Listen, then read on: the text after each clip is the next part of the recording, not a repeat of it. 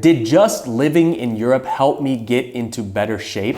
The results may surprise you. I'm not proud to show this photo, but like many Americans during the pandemic, I ate all of my favorite comfort foods and enjoyed many nooner beers, which means having a beer at noon. So about 8 months ago, I made a video about how on average, Americans are much more obese than Europeans. And I vowed in that video to eat a primarily healthy vegan diet, quit drinking beer, and exercise as much as I could. And then I would show you guys the results in 6 months. But I have to be honest, when I arrived to Europe, I didn't stick to any of these things. I drank copious amounts of wine and beer and ate all of the delicacies in the different countries that I had visited. I wasn't just gonna pass up on the pain au chocolat in Paris or the duck and dumplings in Prague. What are you, crazy? I mean, could you blame me? In Europe, 15% of Europeans are obese, whereas in the United States, 36% of Americans are obese. That is a massive number difference. Is it because the food in Europe is much more high quality and doesn't have things like additive fillers, GMOs, and chemicals? Is it contributed to the amount of coffee and cigarettes Europeans consume? Is it attributed to the amount of walking that Europeans do that Americans don't? Turns out it's a combination of all of these. The United States food industry is more about quantity than quality. They add many preservatives and fillers to make it cheaper and last longer. I had a friend from the United States that had Crohn's disease, and when he ate bread in the United States, he had massive medical issues. But when he came to Europe, he could eat as much gluten and bread as he wanted to. What's the deal with that? It was important for me to know my family history, and honestly, I didn't know that much. So I collaborated with MyHeritage and they helped me build a family tree. Wow, so I'm inputting everyone from my family tree and now I'm gonna add a picture of myself. So this is my entire family tree here. You can search over 19 billion historical documents on MyHeritage to find records of your family members.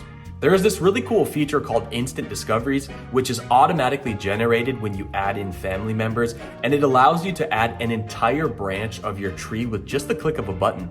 I discovered a bunch of names and relatives that I had no idea existed. Mom, can you believe that I found a bunch of Grandpa's cousins on here?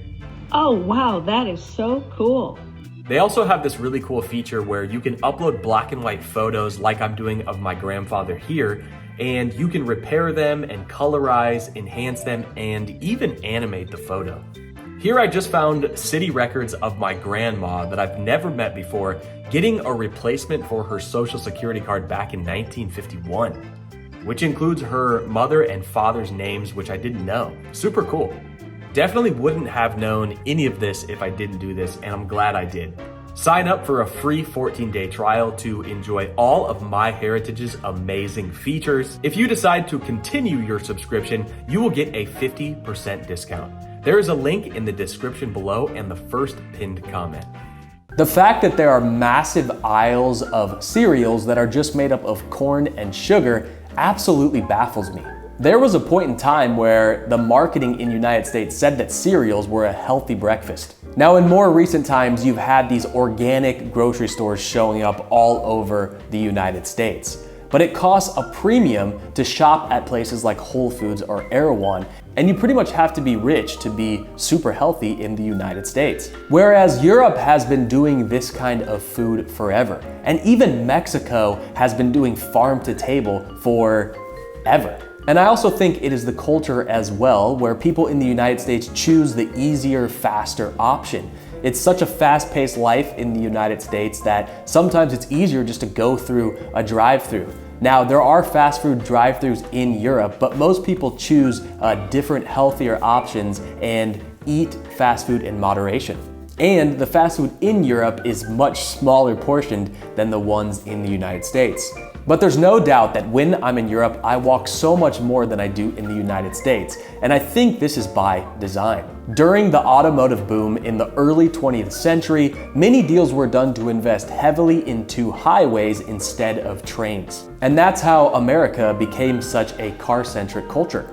And I do think this contributes to Europeans walking a lot more on average than Americans. So after living in Europe for a little over a year, how did it affect me personally? Now, it's important to highlight that I live in Southern Europe, Portugal to be exact. It is very sunny here and easy to get outside and easy to take walks and hikes and bike rides and go surfing than it is in some other European countries. And for some magical reason, I have no idea how, my body has gone through a transformation. Without really keeping track of my weight or really paying any attention, one day I decided to take a photo in a dressing room and see how it compared with an earlier photo of me. And the results were shocking.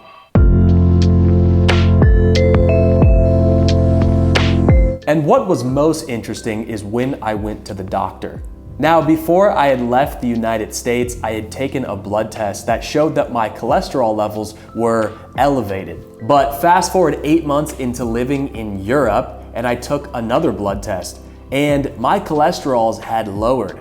And not even lowered to normal, but lowered to optimal. So what was it exactly that made me so much more healthy?